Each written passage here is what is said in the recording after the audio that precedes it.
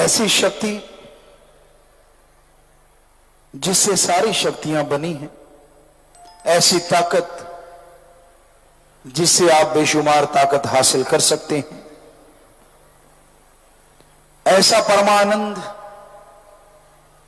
जो उस प्रभु से पाया जा सकता है, वो बाजार में लाखों करोड़ों रुपए लगा के भी खरीदा नहीं जा सकता। इंसान नशा करता है उत्तेजना के लिए, गम भुलाने के लिए, दुख मिटाने के लिए, लेकिन होता है बिल्कुल उल्ट। नशा करने से गम बढ़ जाया करते हैं, नशा करने से दुख के साथ बीमारियां आ जाया करती हैं, नशा करने से घर परिवार बर्बाद हो जाता है। लेकिन एक नशा ऐसा भी है जिसको करने से समाज में इज्जत, घर परिवार में इज्जत, देश में इज्जत, दोनों जहान में इज्जत, और वो नशा है राम नाम का नशा। और उसकी मस्ती का क्या कहना। दुनियावी नशा करो, सबको पता चल जाता है, लोग मुंह नहीं लगाते, यार गालियां निकालेगा, उल्टियां करेगा, बदबू फैलाएगा, गलत बोलेगा, लड़ाई झगड़ा मोल लेगा, मरेगा या मारेगा। लोग कन्नी कतरा जाते हैं जो दुनियावी नशे से धुत रहे थे उनसे।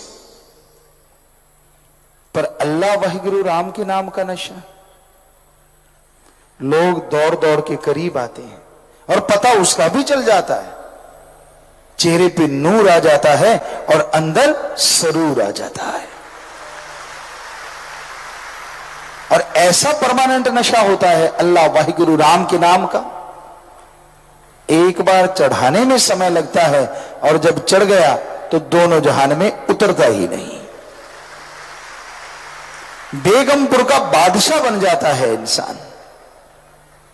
गम, दुख, दर्द, चिंता, परेशानियां सब दूर हो जाया करती हैं। तो राम नाम का नशा, अल्लाह वाहिगुरु मालिक की भक्ति इबादत का नशा, जितना कोई करता जाता है उतना ही उसकी इज्जत, उसकी शोहरत घर में, समाज में, परिवार में, देश में बढ़ती चली जाती है।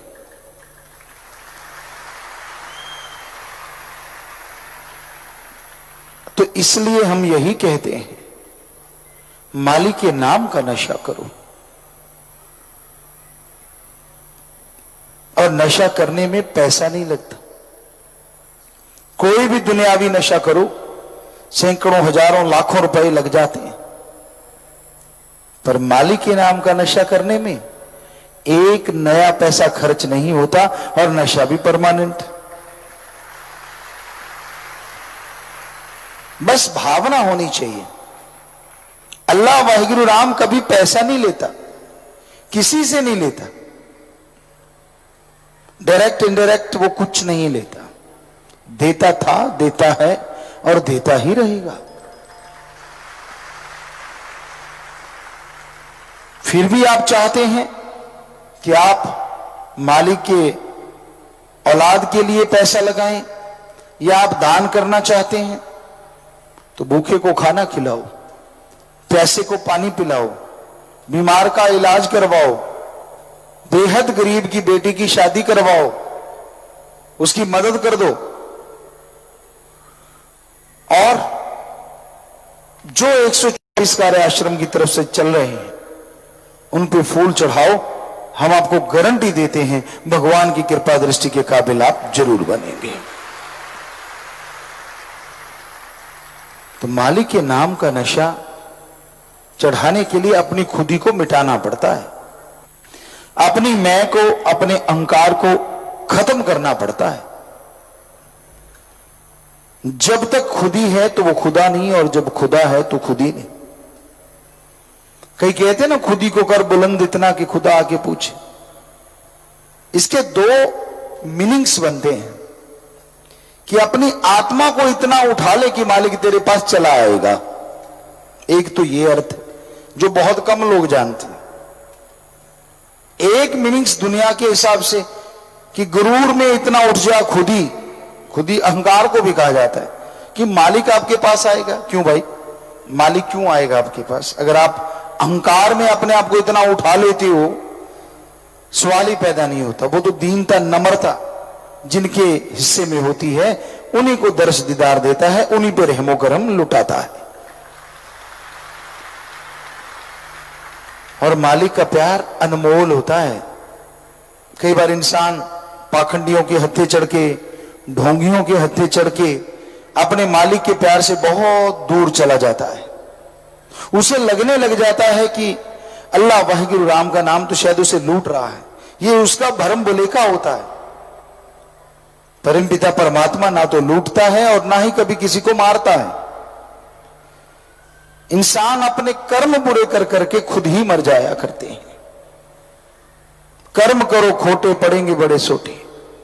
मत करो कर्म बुरे, मत अपनी खुदी को इतना बुलंद करो, मत कोई अपने आप डिसीजन लो कि मैं ये बना लिया, मेरा ये सही है, मेरा वो सही है। कुछ भी हो सकता है, ये मत सोचिए।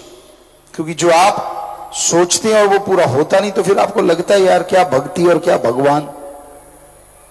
भगवान ने कभी कहा, संतों ने कभी कहा कि आप जो भी सोचोगे वो ही पूरा हो जाएगा? जी नहीं। परमपिता जी ने फरमाया, मैं तो जेड़ी कहा वो ही मन लेंदा। और जेड़ी सोचा, अरे सोचने की भी जरूरत नहीं पड़ती, वो जायज मांग तो बिना सोचे पूरी कर देता है अपने भक्तों की। लेकिन जब आप नाजायज सोचते हैं, जब आप गलत सोचते हैं, जब आप मन के हाथों मजबूर होके उसकी कठपुतली बन जाते हैं, तो आपकी वो इच्छा पूरी नहीं होती। तब मन आपका अंदर से मरोड़ चढ़ाता है कि मेरी इच्छा ये पूरी क्यों नहीं हुई, मेरे साथ ये ऐसा क्यों हुआ। किसने कहा था कि आप ऐसा कुछ बना लें? किसने कहा था कि आप अपनी इमेज अलग से सेट कर लें? अब अगर रूहानियत के रास्ते पे चले हो तो उसके अनुसार चलना, इसी को कहते हैं कि दृढ़ यकीन रखो, सेवा सुमन करते रहो, मस्त रहो। मालिक अपने आप जो करेगा वो अच्छा करेगा, जो किया वो भी अच्छा किया। और आने वाले समय में भी भक्तों के लिए हर चीज 100% अच्छी होती चली जाती है। तो इसलिए संत पीर फकीर कभी किसी को बुरा नहीं कहते, ना कभी किसी का कुछ गलत करते हैं। वो तो जैसी में आवे खसम की बाणी तैसड़ा करी ज्ञान भी ला लो। जैसा ख्याल आता है वैसा कर्म करते चले जाते हैं। उनके साथ साथ जो चलते हैं वो दोनों जाके खुशियां हासिल कर लेते हैं, और जो बीच में ही छोड़ जाए भाई वो जाने फिर राम जाने। अब संत तो कभी किसी को नहीं कहते कि आप अपना ये कुछ अलग से बना के रखो या ये बना के रखो, नहीं। वो तो कहते हैं आप अपनी सेवा कीजिए, सुमन कीजिए, मालिक साथ है, खुश रहिए, बचनों पे पहरा दीजिए तो खुशियां मिलेंगी। इसके अलावा अगर आप अलग से कुछ करते रहते हैं तो वो आपका मन मता है, मत कीजिए वैसे। और करते हैं तो फिर दुख भी पाने के लिए तैयार रहिए। सो कहने का मतलब यही है, रजा में राजी सो मर्द गाजी। जो राम अल्लाह ईश्वर करता है वो सही करता है, गलत नहीं करता। लास्ट में एक छोटी सी बात जो आपको कई बार सुनाया करते हैं कि दो अमली बैठे होते हैं एक पेड़ के नीचे, और बेरी का होता है पेड़। एक बेर टूट के अमली के नाक पे लगता है और अमली कहता है यार, अमली के पास आके गिरता है एक बेर, वो बेर को उठाता है और दूसरे को कहता है देख, इतनी बड़ी बेरी और एक छोटा सा बेर, सामने एक पतली सी बेल लगी हुई थी कद्दू की, लौकी की, पेठे की। कहता वो देखो सामने मरियल सी बेल है और इतने बड़े बड़े पेठे कद्दू लौकी लगे हुए हैं। भगवान गलतियां करता है। अरे भगवान को अकल नहीं है, इतना बड़ा पेड़ उस पे तो पेठे लगाए और ये मरियल सी बेल इस पे बेर लगाए। बातें करके हटे, हवा का चक्रवात आया तो वो अमली कहने लगा यार भगवान की गलती काट दे। दूसरा कहता क्यों? कहता अभी चक्रवात आया था। कहता हाँ। कहता बेरी का कि बेर टूट के मेरे नाक पे लगा, अगर यहां पेठा होता तो क्या होता। कि वो जो करता है सही करता है, सो कहने का मतलब ईश्वर में जब कमियां निकालने लगती हो तो पता चलता है आप में कितनी कमियां हैं, आप कमियों के भरे हुए हो। एक कहावत पंजाबी च कहा करते थे,